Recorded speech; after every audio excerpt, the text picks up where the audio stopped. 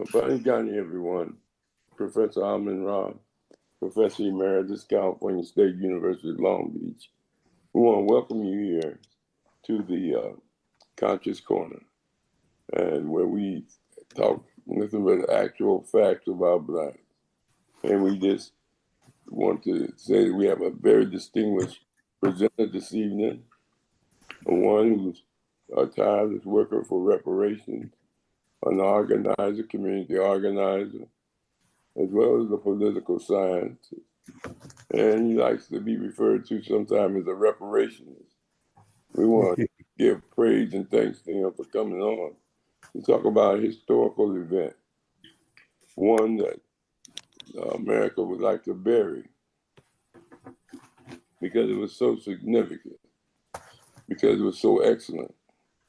And it's a model for people to emulate, where a million men, more than a million men, marched to Washington to discuss strategies and solutions to the problems that we face as a people, especially African-American men. Although women did participate, it was focused on the African men. It's called the Million Man March, in which Minister Farrakhan called it, and he organized with a diverse group of African conscious leaders. And it was not only a Million Man March, it was a day of absence. Minister Farrakhan and the organizers called for a day of absence. I mean, if you couldn't make it to the march, don't go to school and don't work. And so many beautiful things came out of it.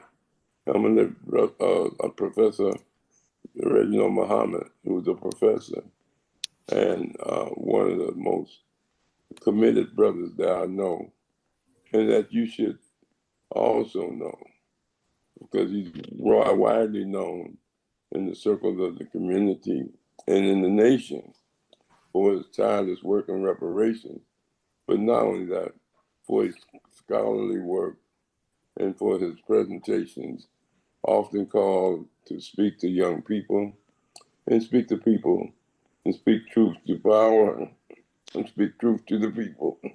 So without further ado, we're going to turn it over to my friend, brother, that just amazes me, the way he just get out so much information. Brother Muhammad, Reginald Muhammad. Let me start. Would it not first be wise for American Blacks to read a few books and do a little thinking for themselves? It is not that I would persuade them to become communists, capitalists, or holy rollers, but whatever decision they reach, for God's sake, let it be a matter of reasoning, not of fear and ignorance in selling their souls to the devil. W.E.B. Du Bois. W.E.B. Du Bois and the World in Africa. Let me start off correctly, Professor Rahh. In the name of Allah, the Beneficent, the Merciful, I bear witness, regardless of land, language, or location, there is but one God, and I further bear witness to all of the prophets. I greet each and every one of you all with the greeting words of peace. Assalamu alaikum, which simply means peace be unto you. And I know I'm speaking to the entire Black family tonight, Professor Rahh, on your podcast, The Conscious Corner. And I want to say Abaragani. Yes. Hotep, Shalom, peace, and we say even free the land. Yeah. And thank you all so much for having me tonight, Professor Rahh. I'm just a student. At the end of the day, student working hard to become hopefully a better student, even at my age. And so I want to thank you all for allowing me to be here. First and foremost, too, this is the anniversary birth of the Honorable Elijah Muhammad on October 7th today. And so, and again, you allow me to be on your podcast today to talk about and give a few pointers about the historic Million Man March, the impact that it had on all of America, and especially Black America. And so with that, Professor Rahh, let me just give a little background, some actual facts about the Million Man March to lay the base and lay the foundation for this conversation. And this won't be a lecture tonight. It will be a conversation about reparations, because I want to hear from your guests that are here tonight to pose any questions that you have about the Million Man March. I'm one of those people, Professor Rahh, I try and stay in my lane. And my lane, hopefully, is complete reparations. And again, to the history and the impact of the Million Man March. So, before you get started, yes, sir. we also want to say this is the 30th year anniversary of the Million Man March, and they're celebrating the Nation of Islam and other community groups that participated, recognizing this by way of celebration. Excuse me, all over the country. So now, yes, continue, Red. And again, thank you, Professor Rahh. For those who are on for the first time, Professor Rahh, I just want to thank you again for the body of work that you have always and consistently have done. I want to thank even around the Million Man March, and then the thousands of students that you have touched our lives.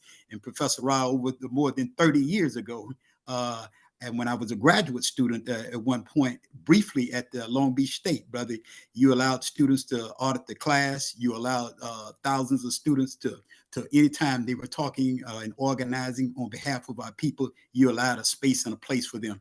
And so I just want to always say that I'm grateful and appreciative of that, Professor Rahh. Even when I would come on the campus and sell the Final Call newspaper, all the Black Consciousness conferences that you had, again, you just allowed us the space and a place to do that and to really develop our skills as young men and women. And I want to just thank you and appreciate you again for that body work. And I want to thank all of your staff that make sure every week that we have a podcast of this nature. Now, the 30th anniversary of the Million Man March. The 30th anniversary. Remember now, in the winter of 1994, the Honorable Minister Louis Farrakhan is on a national tour called Stop the Killing. And so one of those stops was Harlem, New York, at the National Guard Armory, where thousands showed up. And then another 1,000, more than 1,000 were outside that could not get into the National Guard Army. This is in 1994. And at that stop, he called for 1 million Black men to come to Washington, D.C. Now, what was the backdrop during that time? Black men and Black women had been projected all throughout the country, domestically and internationally, as something almost subhuman. The movies were out at that time, Menace to Society. You had Menace to Society. You had there are a number of New Jack City. You had a lot of movies that were out at that time, and even the music was out at that time that had portrayed Black people and was stereotyping Black people in a very degrading way. And so the minister knew and was inspired to say he would call for a million man march to come and show differently and to make sure that we came back to Washington, D.C. to atone for and take on the responsibility as builders of our community, as educators, as practitioners, as just working people. We were going to come back to our communities and our nation and to build and develop something better. The Million Man March happened on a Monday, October 16, 1995, 30 years ago. October 16, 1995. It happened on a Monday. And remember, too, the Million Man March happens before the explosion of social media. And so that was significant because, and I'm going to get, and you'll see why in my later on in this conversation. Also, too, it happened on a Monday, October 16, 1995. And then, too, there were over 3,000 media people, print, photographers, reporters from all over the world who were assigned to the Million Man March. That's a fact, more than 3,000. And again, it was projected and carried via satellite, via CNN, news, and others outlets. It was carried all over the world. This is the first time, Professor Rahh, and to the audience, that we didn't ask white folks, could we come? We didn't ask them to pay for the march. We didn't ask them to be the consultants of the march, because historically they had done that before. But all over the country, Professor Rahh, because you had over 300 local organizing committees. You had an executive committee of a cross section of leaders, thinkers, and workers who were on that executive committee. Dr. Karinga was on the committee. The Reverend Willie Wilson was on that committee. You had, of course, the Honorable Minister Louis Farrakhan. You had Dr. Benjamin Chavis was on that committee. You had Dr. Ife Williams on that committee. You had a host of Dr. Dorothy Height. You had a host of men and women who were on the executive committee. But what comes out of that is at least 300 organizing committees. This is the first time this happens. And so those local organizing committees and regional people throughout the nation and even outside the country organized and helped put on the Million Man March. And according to Howard University, over 87% of those who came that day for the Million Man March, these were non-Muslims. So for the first time, we show a level of unity that had never happened before, because there are Black organizations working on the ground. We had the Republic of New Africa working on the ground. We had the Malcolm X Grassroots Committee. We had the African study groups. We had Black churches. We had fraternities and sororities and just Black people working on the ground to make sure it happened. And if you can imagine, Professor Rahh, because at the time now, I was not living in Atlanta. I was living in Los Angeles. And if you can imagine getting on a domestic flight, Professor Rahh, and to the audience, you get on a flight I get on a flight in Los Angeles, and I had flown, frequently prior to the Million Man March, but never had I got on an airplane, Professor Rahh, and nearly 70% of the plane were Black men. And that was just unique in itself. And of course, we can get on the bus and everything and see each other, but to get on a commercial flight in Los Angeles, a major city, a major hub, and over 70% of the men on the flight are all Black men in a very positive spirit. White America was shook up on October 16, 1995. They were shook up.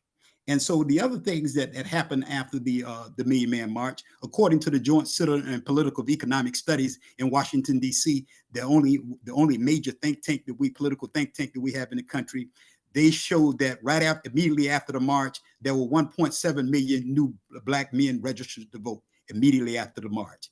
They show, according to the National Association of Black Social Workers, there were over 10,000 applicants filed to adopt Black children. What we see across the board with the Black organizations, whether they be philanthropic, whether they be political, educational, grassroots organization, anywhere from 12% to 35% new membership and enrollment. So these are major things that happened after the Million Man March. And again, like I said, we didn't have whites paying for the march like they had done all the other major marches that Black people had participated in. This was Black people who had paid for the march and made sure that it happened. And for the first time, every dime that was collected at the Million Man March, the Honorable Minister Louis Farrakhan paid for an audit by an independent accounting firm, and they gave a final report of the march. Remember, too, you see the jumbotrons. And again, this is the largest march ever in the history of Washington, D.C. Now, here's another facts about the march, Professor Rahh, and to the audience. For the first time, unofficially, the Supreme Court shut down that day. The Library of Congress shut down that day, and the House and the Senate shut down that day. And the president at that time, Bill Clinton, was the president, and he leaves town that day.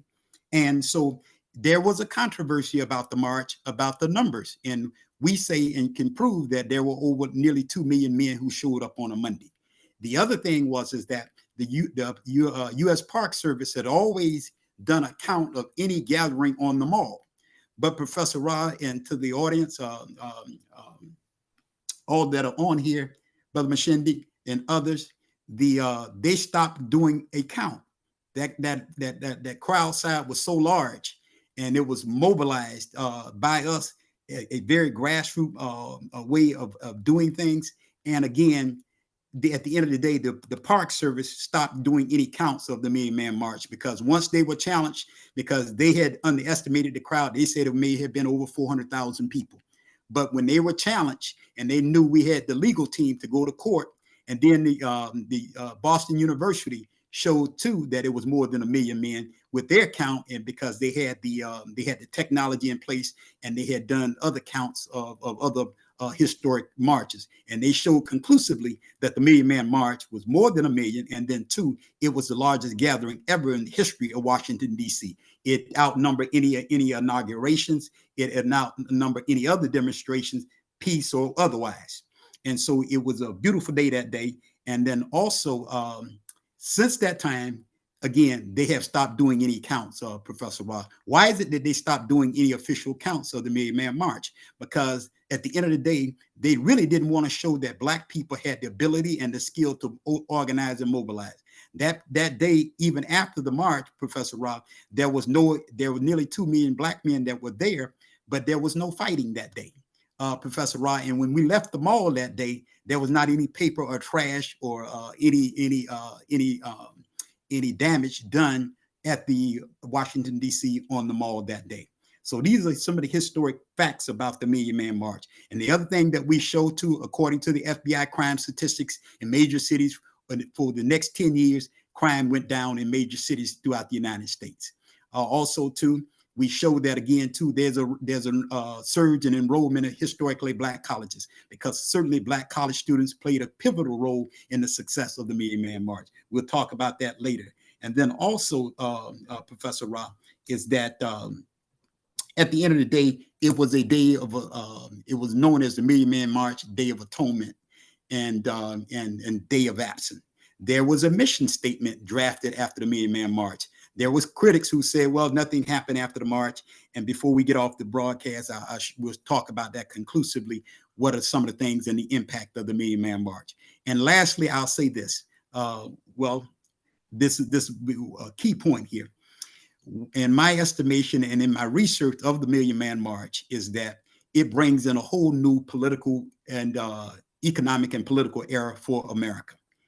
Think about that. The Million Man March brought in a whole new economic and political era for America.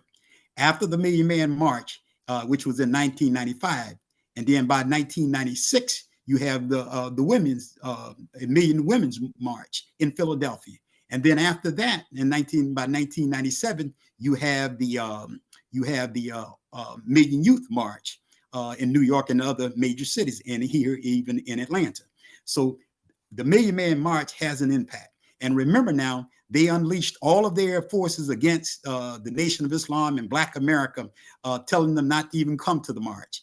The other thing, and Black people still came to the march, and they still organized, regardless of what some of the Black leaders who came out against the march, white America, certain aspects of the Jewish community who came out against the march, people still came. Now think about this too. It's documented that there were over 10,000 buses that came to that brought Black men into Washington, D.C. And if you multiply, Professor Rahh, into the audience, you multiply, if an average bus seats 55 to 62 people, you might multiply that times 10,000. That's more than 500,000 that we had just on buses. But what about the trains? What about the planes that brought Black men? They were stunned. They were shook. White America, if you go back and read any of the newspapers, any of the major print, they were stunned. They didn't know what to do because, again, they did not authorize it. They didn't condone condone the march. They didn't support the march for the most part. They certainly didn't pay for the march, and we didn't ask them to be the consultants on the Million Man March. That's historic in itself. And that shows you too, again, there had to be a great level of unity. There were Blacks who were nationalists at the march. There were Muslims at the march. There was agnostics at the march. There were Pan-Africanists at the march. There were Christians at the march. There were Hebrews at the march. There were Catholics at the march. There were just Black people at the march. And then, of course, there were Black women who were on the National Planning Committee. And of course, Dr. Benjamin Chavis was the chair of the Million Man March. And so, and it was held at the our official headquarters was in Washington, D.C. at the Phi Beta Sigma headquarters. So I'm saying all that to say that it was one of the greatest shows of unity. It showed that we could come together in unity. And it caused a whole new era to come in. Remember now, after the Million Man March, there are hundreds of books that have at least a page or chapters about the Million Man March. Remember the movie from Spike Lee, Get on the Bus. Remember, Oprah is on national TV, and she's broadcasting that day the Million Man March. And then also, too, Think about all the hip hop community that was there. We know Chuck D, and these were some of the major rappers at that time were there at the Million Man March. We know Chuck D and Public Enemy was there. Tupac was there. We know that Diddy was there. And we know that a host of rappers that were there, even Ice-T, Ice Cube, all of the major rappers at that time were supported the Million Man March. Look at some of the lyrics that came after the Million Man March. Look at the work, one of the last great albums from Curtis Mayfield. He mentions the Million Man March. Let's look at what Death Row Records did and mention the Million Man March. Dr. Carlos Morrison at Alabama State University, he has done a piece on the Million Man March and its political impact. Let's look at Dr. Sam Livingston at Morehouse College. He talked about the hip hop community and its impact, and he has a section on the Million Man March in his doctoral dissertation at Temple University. So there's impact of the Million Man March, and it was felt all over the world.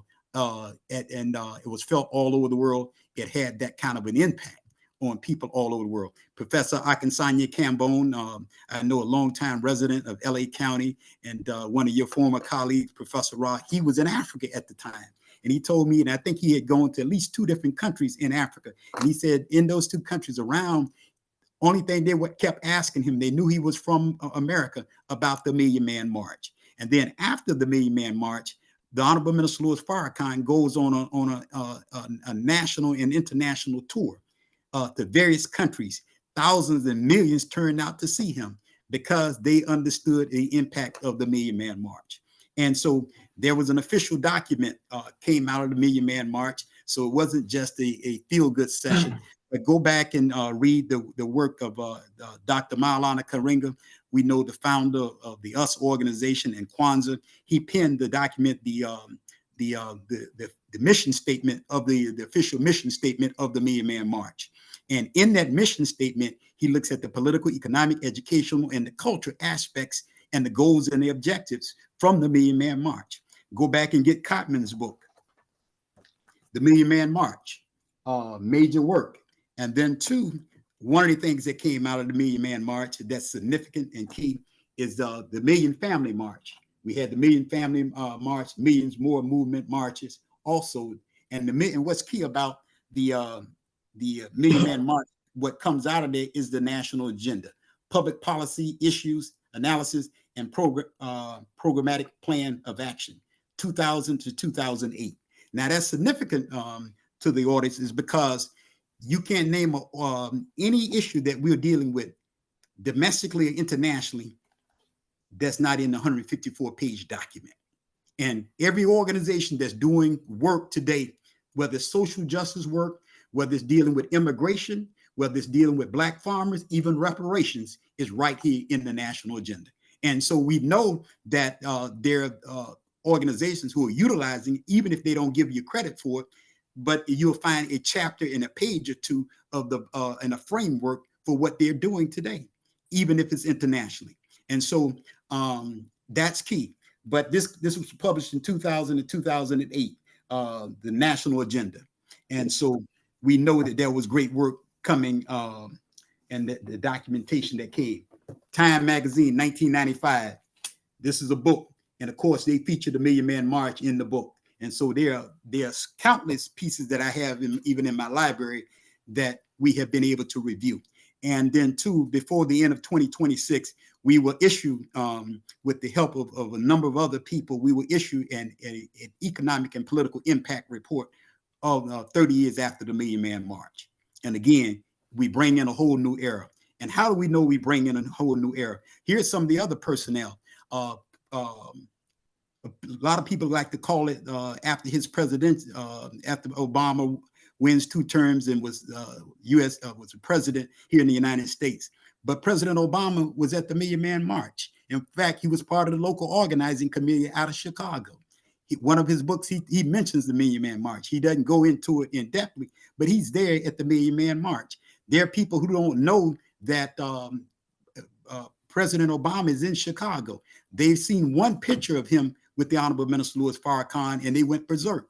Well, he had met with the minister a number of times prior to that and had a relationship. So he was there at the Million Man March. But remember, we talked about the 3 local organizing committee. So the last 25 to 30 years, those organizations, those people who have been inspired like myself and others who have helped shape the Million Man March, who are non-Muslims, have built and developed institutions and organizations inspired by the Million Man March.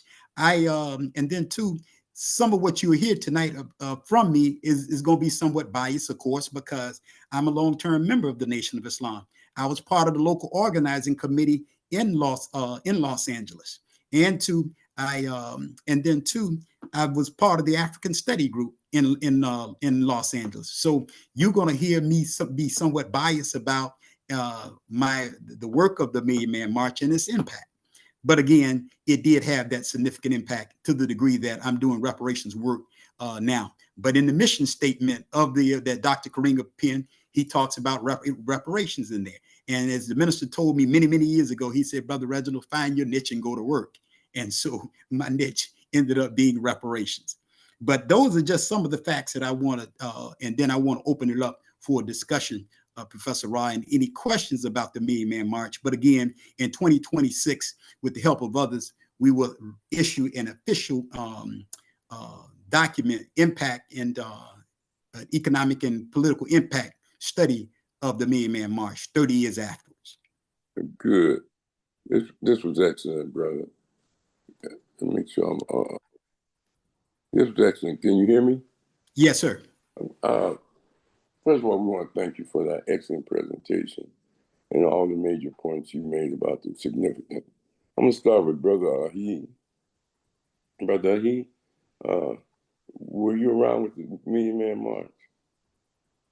Yes, brother, I was, and helped raise some money, but I did not go because of my beliefs about it. Mm-hmm. Okay. Okay. I thought that, and there are a whole lot of things.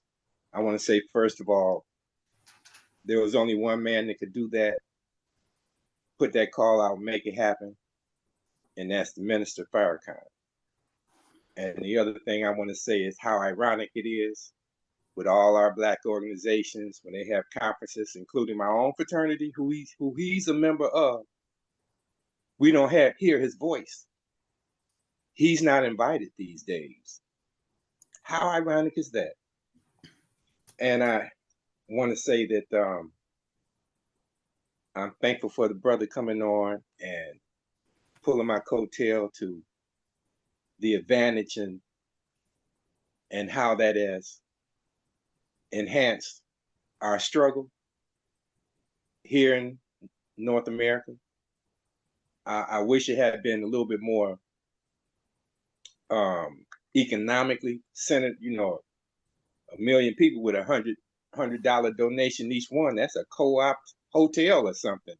I mean, power is not going to. You're not going to get. A lot of the power that was there, I thought, just lay dormant. The money, most of the money was spent and given to the white people to get there, to eat, to sleep, and to get home. That was only my that's how I felt about that at that particular time, and I can look back on it and still say financially, I'm going to listen to the brother. I'm sure you're going to pull my coattail more about how we as a people gained financially from the experience. All right. Thank you very much, brother, for coming on this evening. You want to respond? Yes, sir. Thank you, brother, for your critique and your criticism. And at the end of the day, brother, our job is always about the masses of the people. Individually,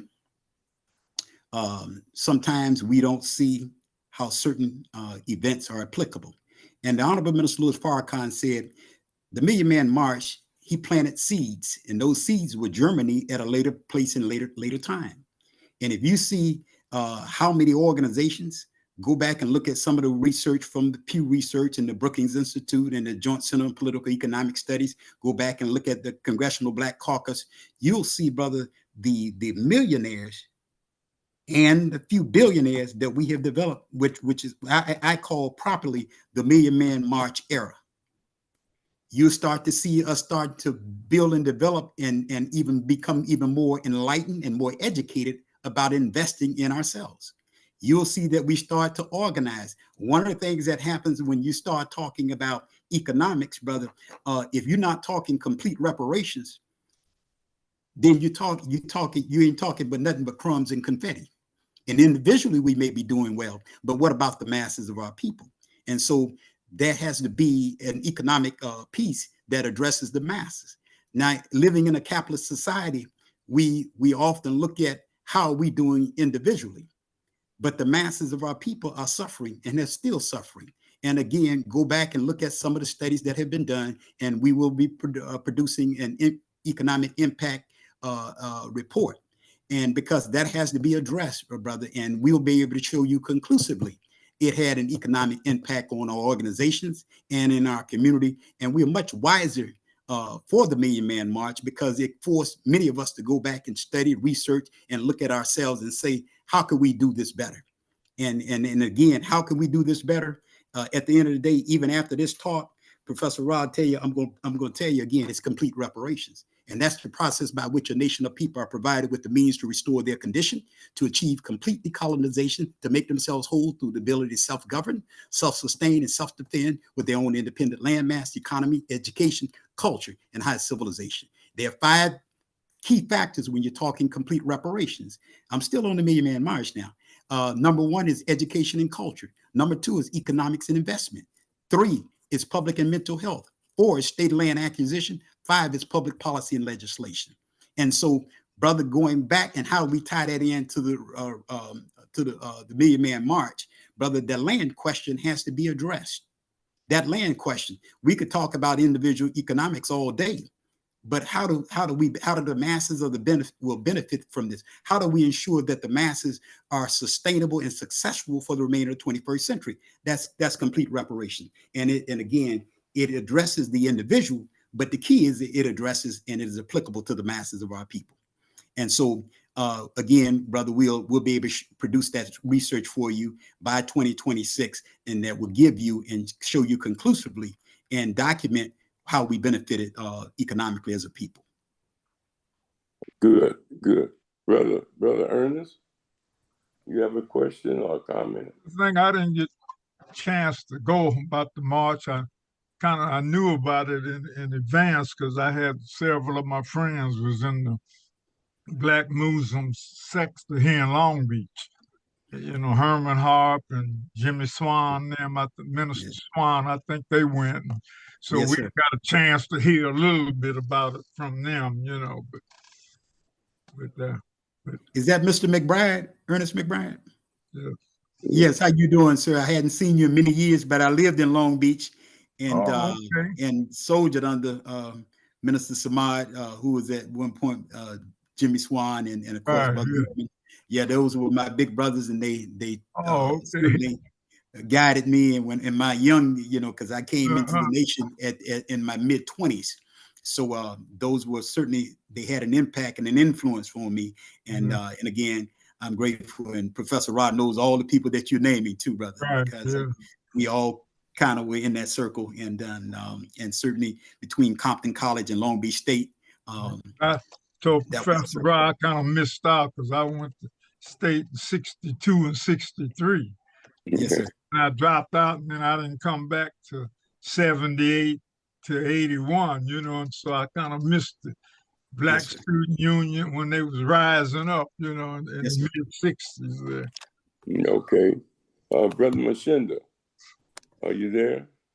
Yeah, I'm here. Good evening. Yeah, I don't have any no question. I just comment, you know, again, thanking the brother for coming on and sharing this information. I think it's very critical, very important that you know, this information gets out, the impact, the influence, you know, and look forward to more information and look forward to another march. I didn't go to the march. Uh, I don't know. At that time, I knew I was conscious. I knew what was going on. I Yes, just sir. didn't make it. Like a lot of brothers didn't make it, but I was there in spirit. And Yes, sir. so look, I just appreciate your service, your work, and we'll go from there. But no question right now. And Professor Rahh, let me say this too. That march was the historic march of the Million Man March. It was supported. Millions of black men and women who did not come, they supported with their money. They supported to make sure with the logistics.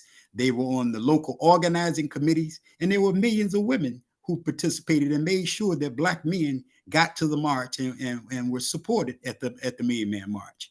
And so we're just grateful for that. And then there were a slew of black women that spoke at the Million Man March. They weren't just on the stage, but Dr. Dorothy Height, the National Council of Negro Women, Delta Sigma Theta, she was there. Queen Mother Moore, one of the last public appearances, Queen Mother Moore is there. Dr. Betty Shabazz was there on the roster that day. Minister Ava Muhammad was there on the roster that day. And of course, the minister's wife, Mother Khadijah, was there on the roster.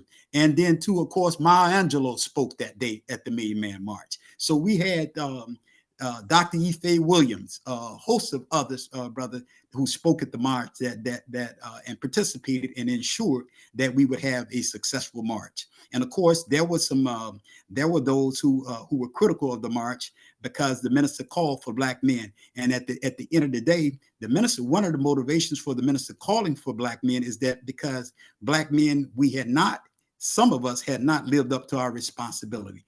Remember, there was a pledge at the end of the march, and that pledge was to say, let's take on responsibility. Let's stop making excuses. Let's go back and build our communities. Let's take care of our children. Let's educate ourselves. Let's do what we can to make sure that our people will be successful and sustainable for the remainder of the 20th and the 21st century. And again, but go back and read the pledge that was part of the Million Man March. That was historic in itself. And so, again, if you can imagine a sea of people, brother, at the march, and myself was there because I came from the West Coast. My brother, Gary Shorter, was there coming from Florida. Me and attorney Frank Williams were there. And brother, it was just that day, just going around seeing black men that I didn't know. We just hugged each other and said, brother, how you doing? Nobody was tripping. I saw, the members from different sets because they were Los Angeles. We know that the brothers from the Crips and the Bloods were there. We know the Vice Lords were there. We had brothers, professional people, non-professional, working class, students, Howard University, all the fraternities and sororities represented that day. Whether the fraternity was Omega Psi Phi, Alpha Phi Alpha, Kappa Alpha Psi, Omega Psi Phi, Iota Phi Theta, they were all there at the march. And it was one of the things that we got to be able to do too, Professor Rahh, because we have been beaten down and beaten back so bad, we don't ever give ourselves the credit for the victories that we have. And so that psychology, we got to get out of that psychology. And the blacks who were against the Million Man March, well, we know that psychology. Dr. Naim McBride calls it chains and images of psychological slavery. And one of the terms that we're blessed to coin, it's called caucophobia, the collective fear, intimidation of European people. And some of us suffer from a post-plantation pathology that anything that's pro-black, that whites did not validate and give us permission to do, we got a problem with it. Black people, give an example. I was just at Clark Atlanta last week with the graduate students. They asked, well, what about the reparations movement? Why black people don't support reparations? Generally, black people don't support reparations for two reasons. Reason they didn't support the Million Man March for two reasons. There was a lack of knowledge about it, or a level of ignorance about it, or they're afraid of what the white backlash is and what white folks think about it. And so that's one of the things that we suffer from. We suffer from those ills, but we got to be able to give ourselves the victories when we do have the victories. But that Million Man March showed America and the world, how do we organize? How do we mobilize? Because it had not been done before. Remember those 300 local organizing committees, and their local organizing committees still at work today. What came out of the Million Man March? Give an example right here in Atlanta, Georgia. One of the radio hosts, Derek Bozeman, and former city councilman, there's an organization called Let Us Make Man, the Black Men Lab. All of that was inspired by the Million Man March. What I do here at the National Reparations Institute, that was inspired by the Million Man March. Look at and remember, by 2000, inspired by the Million Man March, we have the various organizations pop up again on the question of reparations. But they were very clear. Reparations was called out. Dr. Conrad Worrell, who was on the national committee, Dr. Jake Carruthers, Ivor Carruthers, all of the great ones.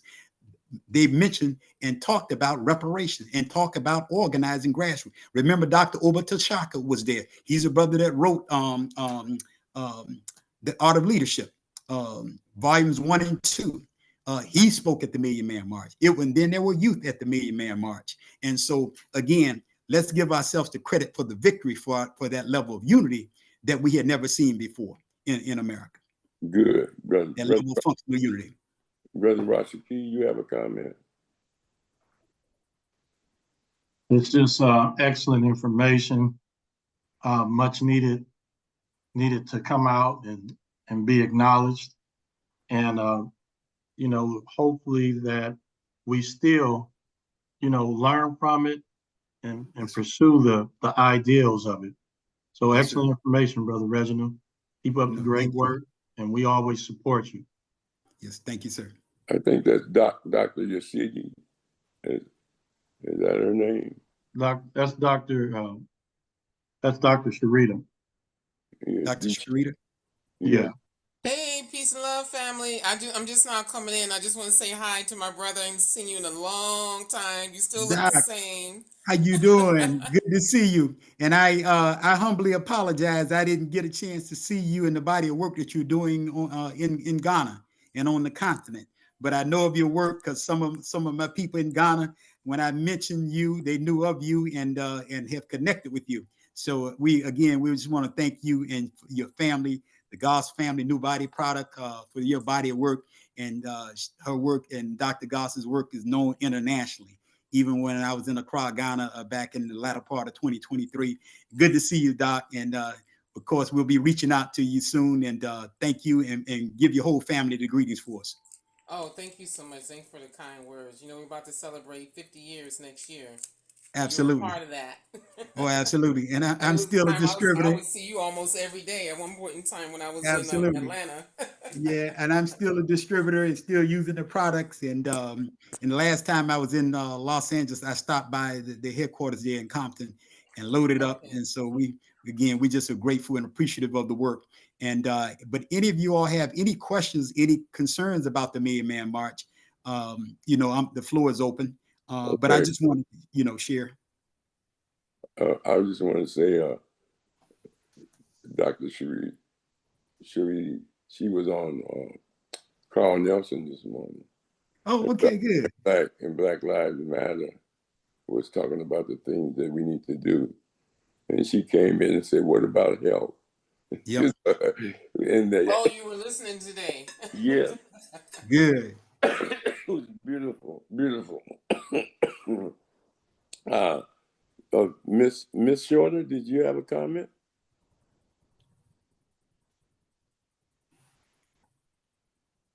No, just enjoy the message. Well, we want to compliment you on your offspring that you. Thank you, Lynda and Reggie, for their work that they do, and you keeping the family together and down there in Florida, and the things that you do from a spiritual standpoint of giving them the values and the ethics that make them a standout in the community and in the nation, because they're always creative and doing things morally and ethically. And I like the way your family stick together. I mean, y'all come together for good events all the time, I didn't realize my mom was on. I see her name on the screen. How you doing, Mother? I'm doing well, and thank you, sir, for the kind compliments. It's good to know that we've done something positive in life. Thank you very much. Yeah. Professor Rahh, I just want to real quick. Mother will be 90 years old in on May 29th. Oh, that's beautiful thing. Oh, give thanks and 2026. praises. She'll be 90 Wow. years old, Wow. and she's still doing well. And out of all of her 4 children, she still got more money than all of us. And so and still giving us great Probably advice. because I worked hard. I believed in hard work. Yes, ma'am. Absolutely. All And right. but she's still giving us good advice and supporting the body of work that we continuously do. And so I'm just grateful and appreciative to have her on and have her listening and have us love and support. Thank you. Good. Lynda? Any other questions or comments? I'm gonna get to it. Lynda? Oh, okay, excuse me. Lynda? Yes, I'm here. You have any comment or question? Well, I did not attend the Million Man March, but I did attend the Million Women's March in Philadelphia. I Okay. don't remember the year, but I was definitely there because it was an offshoot of the Million Man March, and it inspired me and many other women, especially Black women around the country, to form book clubs. And that's when I was so inspired and motivated. I started a book club. It's still going on today, over 25 years. So that's what my inspiration from it. Yeah, that's good. And I just want to say, people that can't celebrate the self and victories is lost. The system make you think we're not doing things. It's just like saying that it didn't make no difference because Will Chamberlain made 100 points in one game because they didn't televise it. But it showed Black excellence. The Million Man March was one of the premier gatherings and the Day of Absence. They only count people that went to the march. There were millions of people that stayed home and had workshops and discussions and watched the video earlier that day, met that night to go over it. So it's well over a million. This is unprecedented mobilization of Black people in the history of this country. The role of the churches, the Christian churches, and this is Minister Farrakhan calling it, but they raised money to send their delegations from their churches. This was a beautiful effort of brotherhood and sisterhood that came together, and not to march on and ask the white man for something, not to protest politics or civil rights, none, but they came together to march on themselves about ethics, moral values, and an agenda when they went back home to participate in. And you had the Crips and the Bloods having one of the major unity meetings right after the Million Man March. That's right. Second, when I say come together, and then there's no incident of violence or fighting, drunk, none of that. It was one of the most peaceful gatherings at the with that many people that excuse my call that came about. Second, it's a model in a mirror. I think what Garvey said, what we did before we can do it again, and they did do it again. Yes, sir. They had a Million Man More March. Yes, I was a part of that. I was a part of the first one also, but I was a part of the Day of Absence. Day of Absence. Yes, Culture Center, and we had hundreds of people there to discuss it, and it was just a beautiful, beautiful thing. If you look at it from that standpoint, from the standpoint of economics, as he was saying, that's been the agenda of the nation all the time, to do for self. And some people were inspired to go up back and start entrepreneurships and businesses, because the nation's always pushed that. And at the same time, there was controversy about the money. That's why Minister Farrakhan had an accounting firm come and show. First of all, it costs. It costs because the nation sponsored a lot of people to come, and the speaker system and the security system. It was very expensive. I mean, this wasn't like a concert. You understand? This was a situation. Just getting the restroom things out there, hundreds of them all over, so people could get to the restroom, them little portals or whatever they call them. I mean, it was very expensive, but it inspired people that we achieved something, that we had a goal. It'd be different. You call Million Man March, and only 1,000 people show up. But millions came at the beck and call of Minister Farrakhan and the organizing committees. There was a cross session of Pan-Africanists, nationalists, civil rights, Christians, of all different faiths of the Christian denominations, raise money and send young men. I gave my son, I was supposed to be on the roster with Maulana then, but I gave my son my ticket so I could stay home and help organize the day of absence. That's right. They need some men to stay home and organize and be the security and work with the women groups that were doing it. Haki Mahadi Bhuti, the Institute of Positive Education, was the co-author of the mission statement. That's right. Woodrow Wilson is one of the premier ministers in Washington, D.C. That's right. Oh, this brother church I visited it. Oh man, he got nothing but beautiful things, and he's well respected and honored. Second, there's a model in a mirror. Well, Garvey said what we've done before we get again. It gave us a chance to look at ourselves. You know, and you didn't see black people just laying out drinking and just like it was a picnic or something and doing that. They were paying attention to every word that each speaker spoke. I mean, yeah, there was some black people that didn't think it was going to go over. You know, I mean, they didn't think it. But then they ended up coming once the masses started coming. And once the movement started, the same people that was criticizing, you're going to get it ready, don't worry. They came and they were there. That's right. You see, and then the third thing was just a mirror. You know, like Jet Reggie said, could you imagine having over 200 organizing groups throughout the country? Mm-hmm. You know, I mean, to get people to come, man, that's work. That is work, man, you know. And then at the same time, it was about developing a document, mission statement. That's right. That covers economics, education. They said, when you leave, these are the things we want you to do. Get this mission statement. It was an agenda of activities and things of this nature. And it encouraged black men to marry. It encouraged them to go home and be fathers.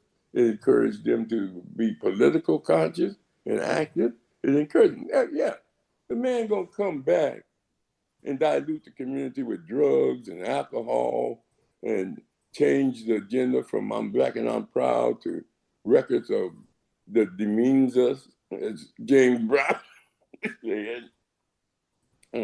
A week before he died, while he was sick, he said, he called Al Sharpton. He said, man, what happened? He said, when I was back in the city, I was saying I'm black and I'm proud. And today, we got people celebrating, dancing to music that some of them, that degrades them. And that's the power of counterintelligence, to counter your intelligence. See, it's very difficult for us to understand the wickedness of this society. They try to win the minds of our people, not only with drugs, as Dr. Sharita would say, but with additives and So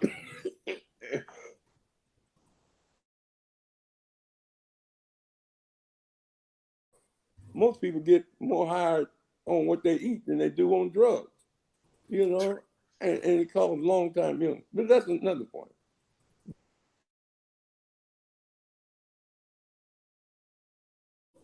Each other and have respect for each other. So they send out agent provocateurs and put media and promote Lil Wayne and all the rapper groups that's talking sex and bad, Luke and all of that, make them millionaires and give them radio time, TV time, but they would not give Dr. Sharita about health that kind of time.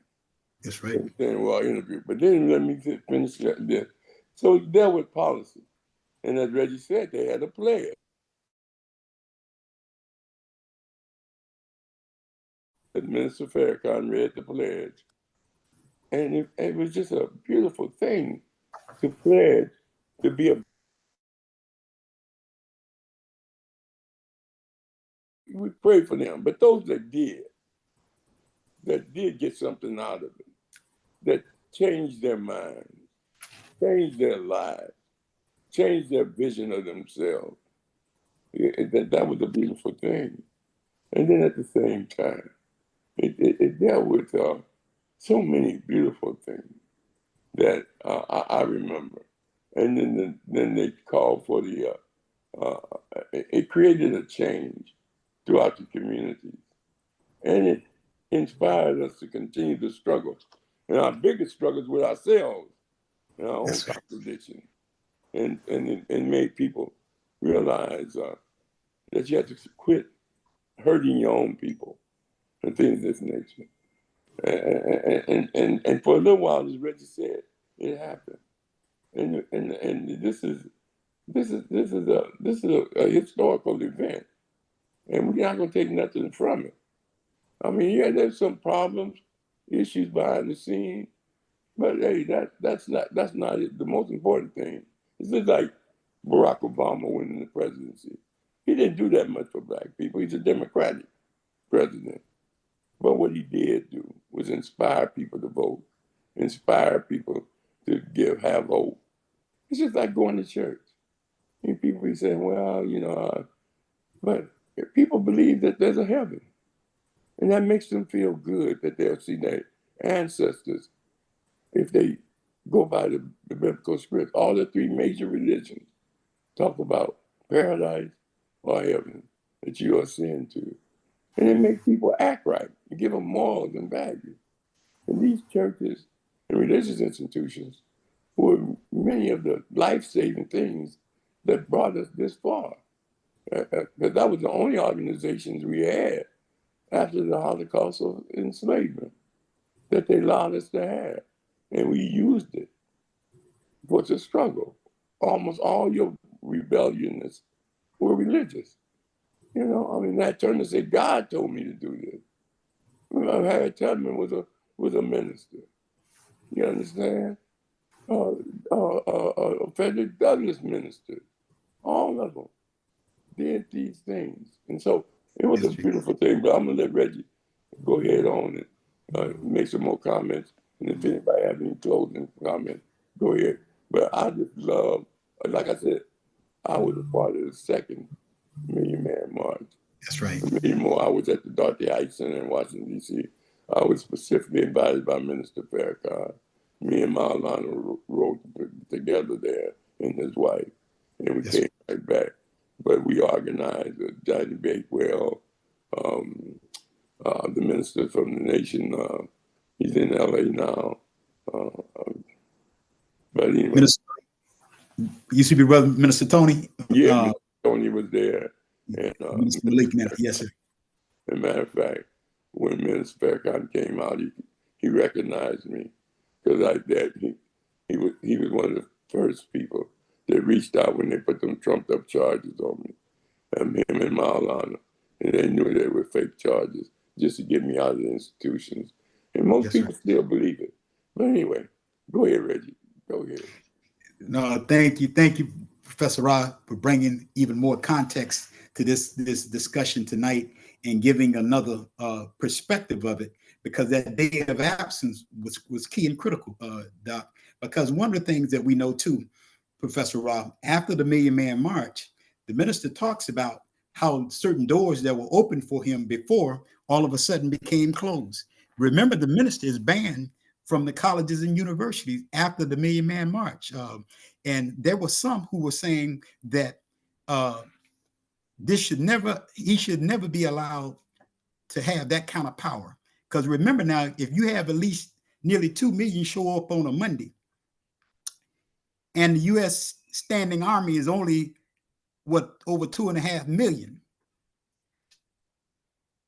they were frightened by it, Doc. And again, go back and look at some of the books that have been written after the Million Man March. Go back and read the book that's called The Farrakhan Factor by Amy Alexander, and their critique and the fear that it struck in Europeans and whites. Internationally, it has an effect on the Million Man March. If you look at after the Million Man March, leaders especially from Africa, called the minister, brother, within days, because they saw the march and they were overwhelmed by the level of unity, the success of the Million Man March. Winnie Mandela called the minister. Well, how is that relevant today? The young brother in South Africa today, Julius Malema, Winnie Mandela talked about how her and her family and the organization used to feed off of the tapes and the lectures from Black leaders, and especially the Honorable Minister Louis Farrakhan. So let's look at the work of Julius Malema today. Let's look at PLO Lumumba on the continent of Africa. Let's look at Ibrahim Traoré in Burkina Faso today. They were all young people, and they were inspired. They'll tell you about the Million Man March. Like I said, latter part of 2023, when I was in Ghana and got a chance to meet the president of Ghana and his director of protocol, he mentions that in 1995, he said, brother, we were always inspired in that Million Man March. Now I'm in Ghana, and he's talking about the Million Man March. So people were inspired all over the world to organize, young people, organize and mobilize like never before. And again, if we go back and look, and we'll have it documented in the impact, the economic and political impact report of the Million Man March, that again, anywhere from 12% to 35% in new membership in organizations.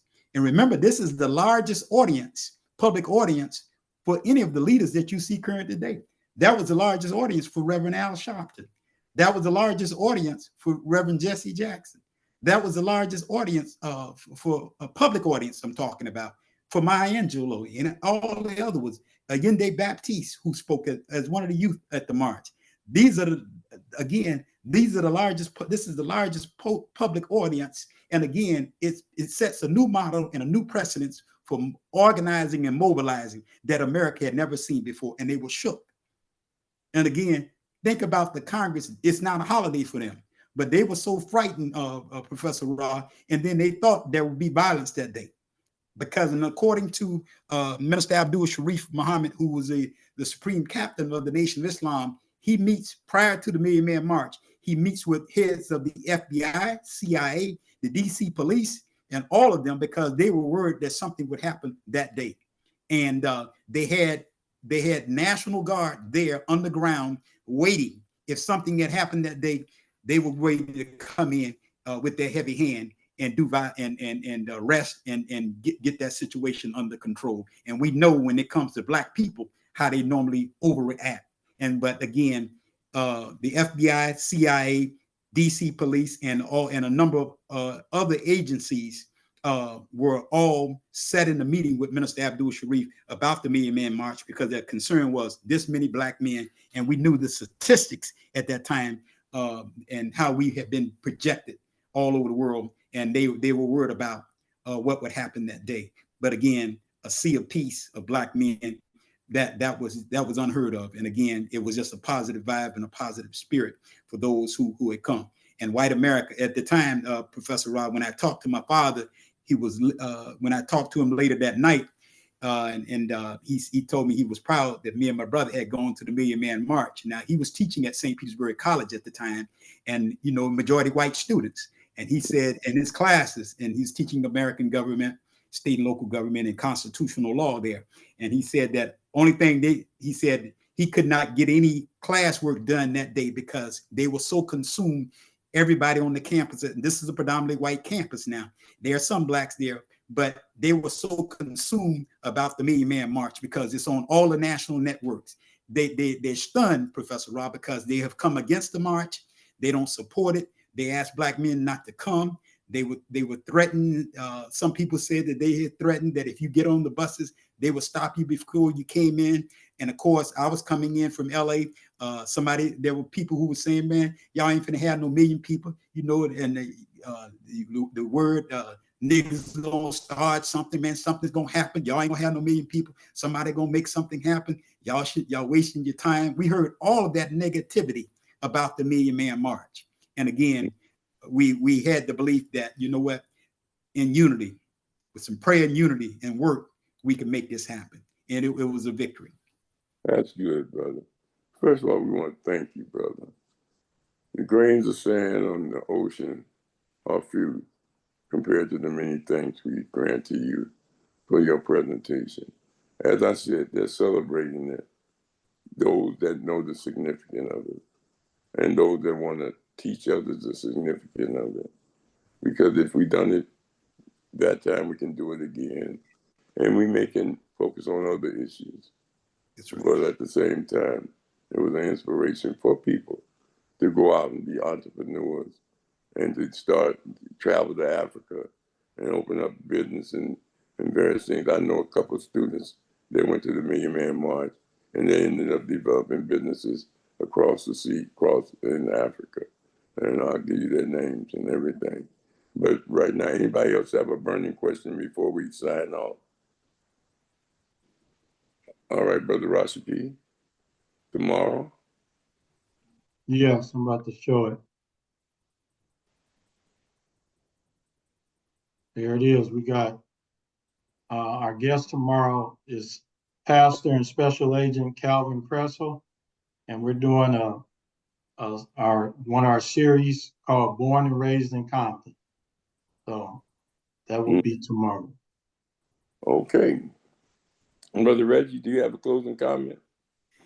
Yes, Professor Rahh, I just want to thank you all for allowing me to be on, and thank you all for allowing me just to have a conversation. And I know I kind of bounced around, but if you have any specific questions that you'd like to ask me, please call me or email me.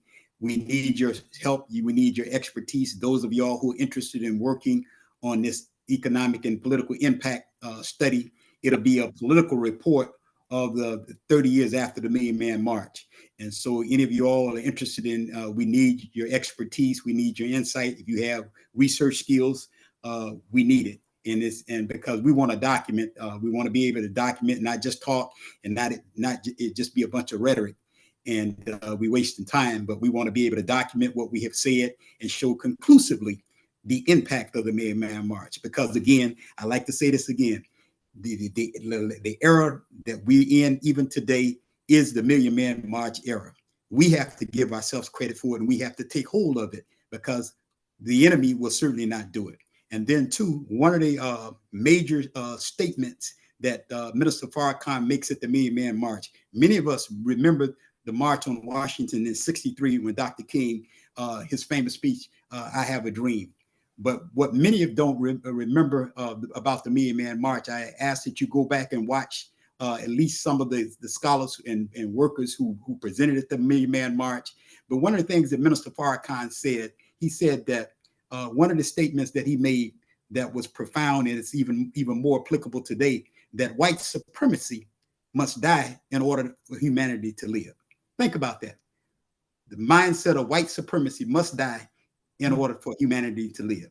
If we see what's happening with the MAGA movement, look at Trump, look at others and what they're doing, and you see what's happening with some of the European nations, how they are reacting to Burkina Faso, Niger, and Mali, and even South Africa, how they're responding, because they can't just come in and do what they've done before, taking from them.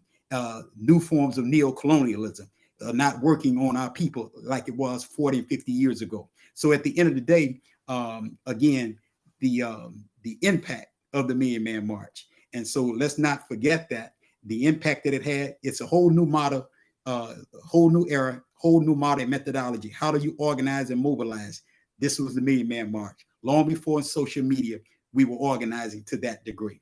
And so please contact me. We need your support to continue to do the work. And remember, visit our website, nationalreparationsinstitute.org. We need your support. We need your financial support for the body work that we're doing.